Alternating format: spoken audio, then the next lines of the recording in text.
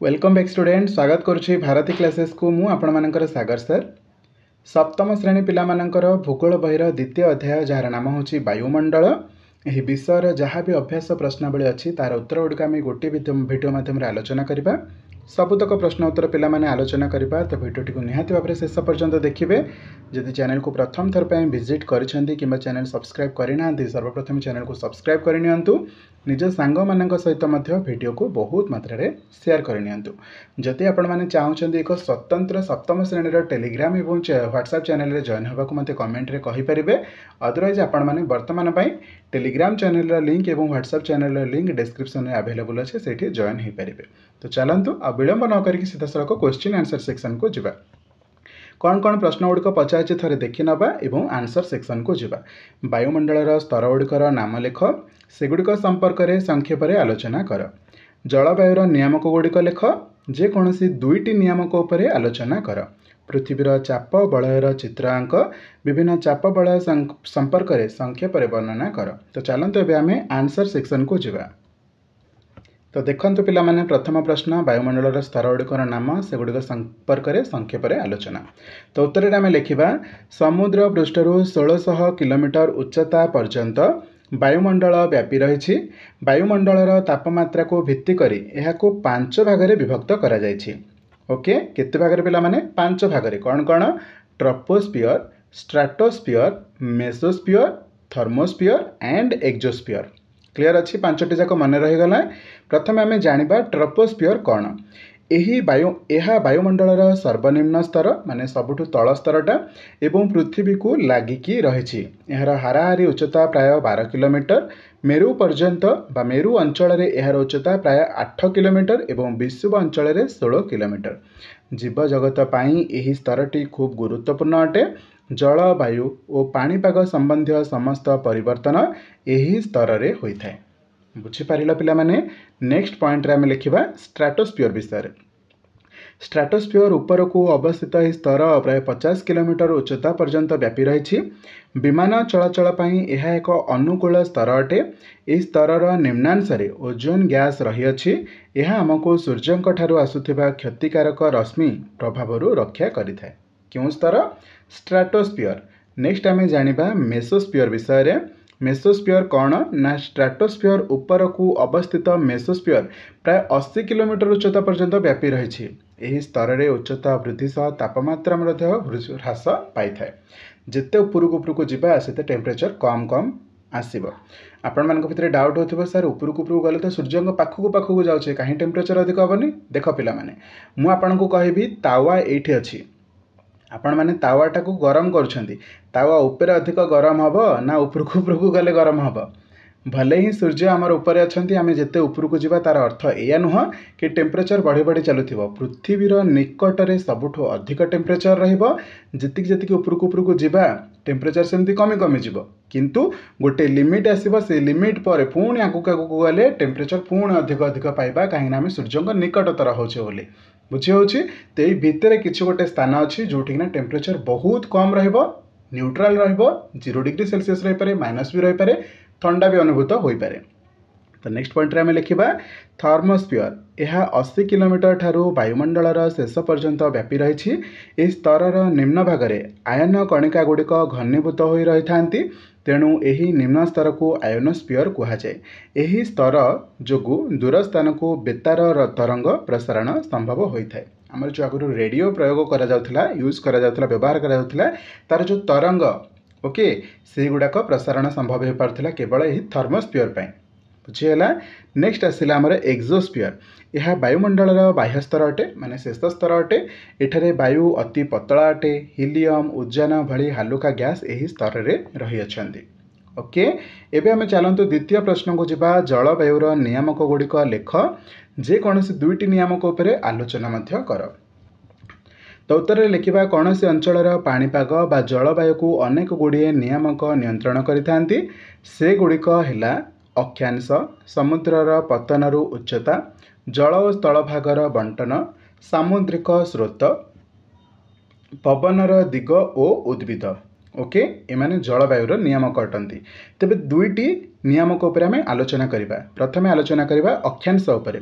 पृथ्वी पृष्ठ रे सौर रश्मि संग्रहर परिमाण स्थानर अक्षांश उपर निर्भर करिଥାଏ। विषुव अंचल रे सूर्य रश्मि लंब बा सड़क भाव में पड़ुथिबारु सेठरे तापमात्रा अधिक हुए।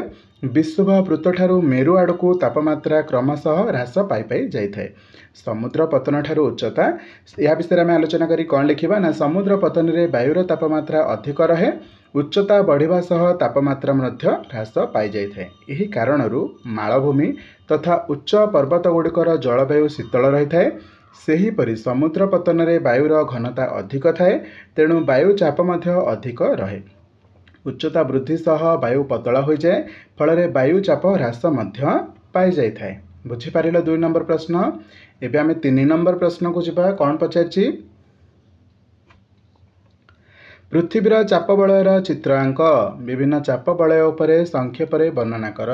तो देखंतु पिला माने,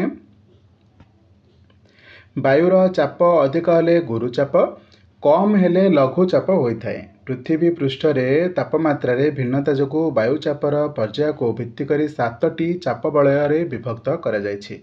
पृथ्वी पृष्ठ रे जो टेम्परेचर रो भिन्नता अछि, बा एठी ठंडा अछि, एठी गरम अछि, एठी मिड रेंज रो टेम्परेचर अछि, एही सब को ध्यान रे रखिकी वायुर चाप पर्याय को भित्ति करिकी 7टी चाप बलय रे विभक्त करा जायछि पृथ्वी रे। तो चलते सेगुड़िक आम भल भाव आलोचना करवा। प्रथम आलोचना करवा निरीक्षीय लघुचाप बलय। निरक्ष वृत्तर उभय पार्श्व 5 डिग्री समाक्ष रेखा मध्य वर्ष सारा सूर्यकिरण लंब भाव में पड़ुथिबारु एठारे तापमात्रा अधिक रहे और वायुचाप ह्रास पाई जाए। यह निरक्ष लघुचाप बलय कहा जाए। एठारे वायुमंडल शांत और चलन शून्य, तेणु यह निरक्ष शांत बलय मध्य कहा जाए। यही अंचल रे प्राय प्रतिदिन वृष्टिपात होता है। बुझीपारिल। द्वितीय पॉइंट, उपक्रांतीय गुरुचाप बलय। निरक्ष अंचलर ऊर्ध्वगामी वायु उत्तर उभय गोलार्धर मेरु आड़क गति करे, फल यह प्रसारित हो शीतल और भारी हुए एवं उभय गोलार्धरे प्राय 25 डिग्री रु 35 डिग्री समाक्ष रेखा मध्य निम्नगामी हुए, फल ए अंचल रे गुरुचाप सृष्टि हुए। यह उपक्रांतीय गुरुचाप बलय कहा जाए। ये अंचल रे वायु सर्वदा निम्नगामी, एठारे वायुर पार्श्व प्रवाह न थाए, तेणु यह उपक्रांतीय शांत बलय मध्य कहा जाए। परवर्ती पॉइंट को आलोचना करवा। उपमेरु देशीय लघुचाप बलय। पृथ्वीर आवर्तन बेग 2 मेरुवृत्त अंचल अधिक, यही कारणरू उभय गोलार्धरे 60 डिग्री रु 70 डिग्री समाक्ष रेखा मध्य वायु क्रांतीय अंचल आड़क विक्षिप्त हो जाए। फलतः यही अंचल रे वायु पतला हो लघुचाप सृष्टि करे। यह उपमेरु देशीय लघुचाप बलय मध्य कहा जाए। नेक्स्ट पॉइंट रे आमे को आलोचना करबा मेरु देशीय गुरुचाप बलय। मेरु अंचल सर्वदा बरफाच्छन्न, तेणु वायु शीतल और ओजनिया होइथिबारु एठारे गुरुचाप सृष्टि हुए। उत्तर गोलार्धरे यह उत्तर मेरु देशीय गुरुचाप बलय, दक्षिण गोलार्धरे यह दक्षिण मेरु देशीय गुरुचाप बलय नाम नामित अटे। तो ये 3 नंबर प्रश्न। एबे चलंतु 4 नंबर प्रश्न को। कौन पचारछि? वायु प्रवाहर विभागीकरण करी जेकोसी गोटे विभाग उपरे वर्णना कर। तो उत्तर लिखिबा गतिशील वायु को वायु प्रवाह कहा जाए। समस्त वायु प्रवाह को 4 भाग में विभक्त करा जायछि, जेमिति कि नियत वायु प्रवाह, सामयिक वायु प्रवाह, स्थानीय वायु प्रवाह, आ गोटे होछि आकस्मिक वायु प्रवाह। तो स्थानीय वायु प्रवाह कौन पिला माने ना अंचल भित्तिरे वर्षर निर्दिष्ट समय प्रवाहित वायु को स्थानीय वायु प्रवाह कहा जाए, जेमिति कि लू, चिनुक, काल बैशाखी यही श्रेणीर वायु प्रवाह अटे। नेक्स्ट, ओडिशार उत्तर भाग, पश्चिम बंग, आसाम, बांग्लादेश यही देश गुड़िक ग्रीष्म दिन अपराह्न एक अति उष्म वायु प्रवाहित होगा फल घड़घड़ी सह वृष्टिपात होता है। यह काल बैशाखी कहा जाए। नेक्स्ट, ग्रीष्म दिने गांगेय समतल अंचल तथा राजस्थान रे एक अति उष्म और शुष्क वायु प्रवाहित होता है। यह आम क्यों नाम जाने? लू नाम जाने। नेक्स्ट, रकी पर्वतमालार पूर्व ढालू अंचल रे शीत काल एक उष्म और शुष्क वायु प्रवाहित हुए। यह चिनुक कहा जाए। कौटी? रकी पर्वतमालार पूर्व ढालू अंचल रे। इतला 4 नंबर प्रश्न। एबे 5 नंबर प्रश्न को चलंतु। पचारछि वृष्टिपात कौन? विभिन्न प्रकार वृष्टिपात संबंध में आलोचना कर।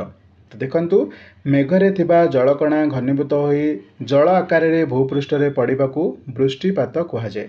वृष्टिपात केते प्रकारर? ना 3 प्रकारर। कौन कौन? परिचलन वृष्टिपात, शैलोत्क्षेप वृष्टिपात, वातावर्त वृष्टिपात।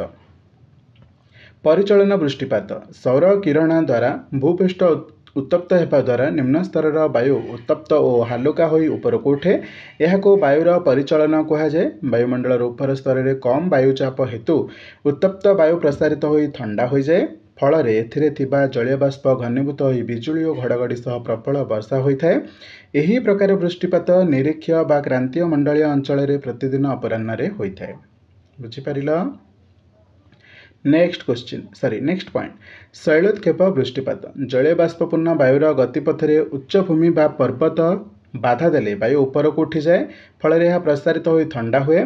एथिरे जलीय बाष्प घनीभूत हो वर्षा होता है। यह शैलोत्क्षेप बा पार्वतीय वृष्टिपात कहुए। पर्वतर जो पार्श्व वायु बाधा पाए ताहाको प्रतिपात पार्श्व एवं अपर पार्श्व को अनुपात पार्श्व कहुए। प्रतिपात अंचल में प्रबल वृष्टिपात होता बेले अनुपात अंचल में अल्प वृष्टि बा अनावृष्टि होता है। नेक्स्ट वातावर्त वृष्टिपात वातावर्त जनित वृष्टिपात को वातावर्त कहुए। विभिन्न कारणों क्रांतिमंडलीय अंतर्गत समुद्र उपरे वायुचाप ह्रास पाई लघुचाप केन्द्र सृष्टि हुए। यही लघुचाप केन्द्र आड़ को प्रवाहित वायु घूरी घूरी ऊपर को उठी जाए और एथिरे थिबा जलीय बाष्प घनीभूत हो प्रबल वर्षा कराई थाए। बुझीपार। 6 नंबर प्रश्न को चलतु।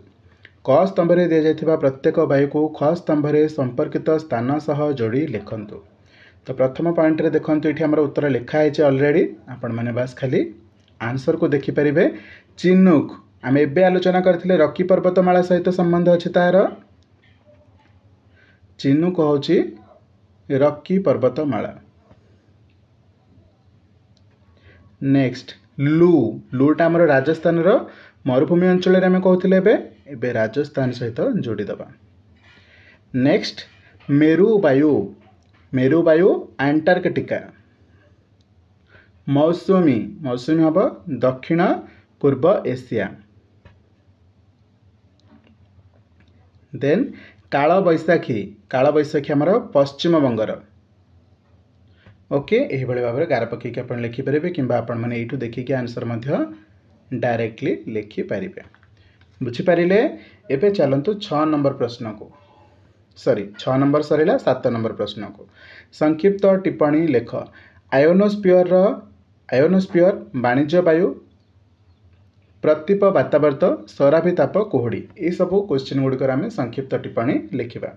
तो प्रथम बुझा आयोनोस्फीयर विषय। आयोनोस्फीयर थर्मोस्फीयर स्तर निम्न भाग में आयन कणिका गुड़िक घनीभूत हो रही था।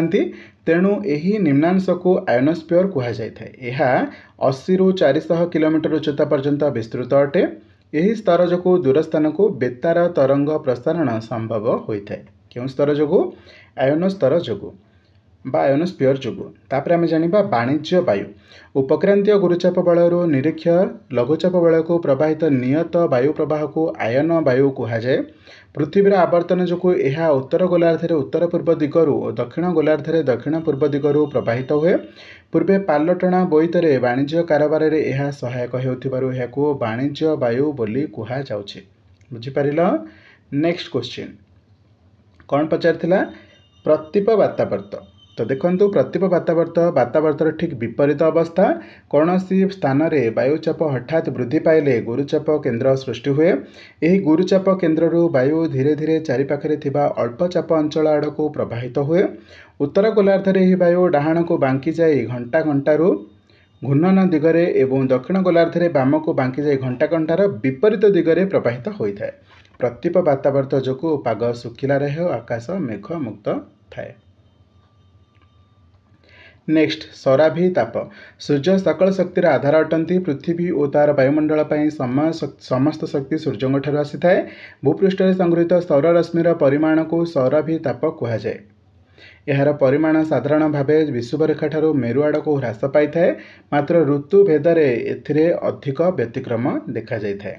नेक्स्ट थिला कुहुड़ी शीत ऋतु में शीतल भूपृष्ठ को लगी वायु मध्य ठंडा होई तापमात्रा शिशिरांक तल को खसी जलीय बाष्प घनीभूत हुए।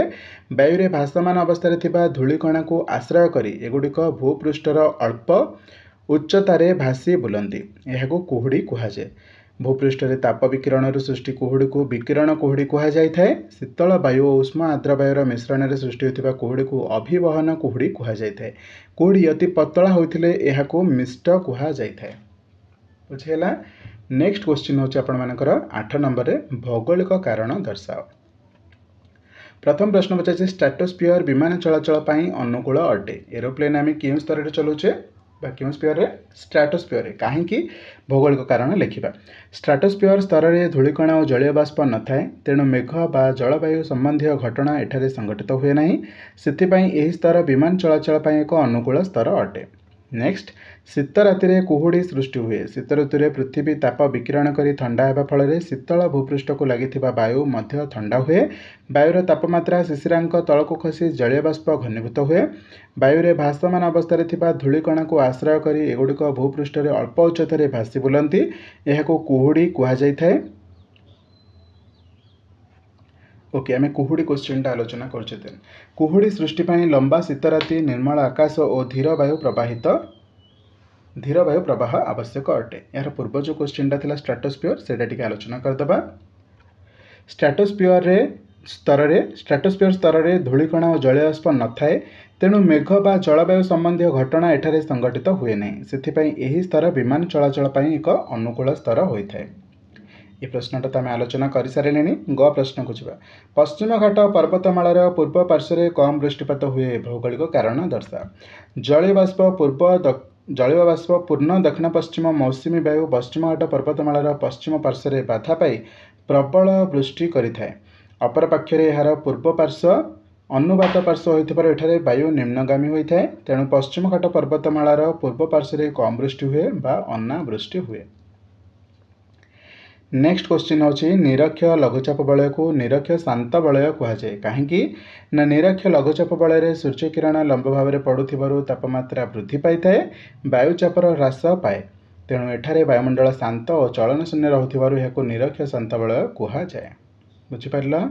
नेक्स्ट पुरी सहर में बेसी गरम बा ठंडा अनुभूत हुए नहीं कहीं भौगोलिक कारण दर्शाइबाकू सी कहिछि। तो उत्तर लिखिया पुरी सहर बंगोपसागर कूल अवस्थित समुद्र उपकूलवर्ती अंचल समुद्र वायु और स्थल वायु अनुभूत होता है। दिन बेला स्थल भाग समुद्र जल अपेक्षा शीघ्र गरम हुए। कोटा स्थल भागटा स्थल भागस्थ वायु गमन और हालुका हो लघुचाप सृष्टि हुए। समुद्र उपरिस्थ वायु अपेक्षाकृत शीतल थिबारु सेठारे गुरुचाप होता है तेणु समुद्र स्थल भाग को वायु प्रवाह हुए। राति बेले यह अंचल में दिनर विपरीत अवस्था सृष्टि होथिबारु पुरी सहर में बेसी गरम बा ठंडा अनुभूत हुए नहीं। बुझिपारिल।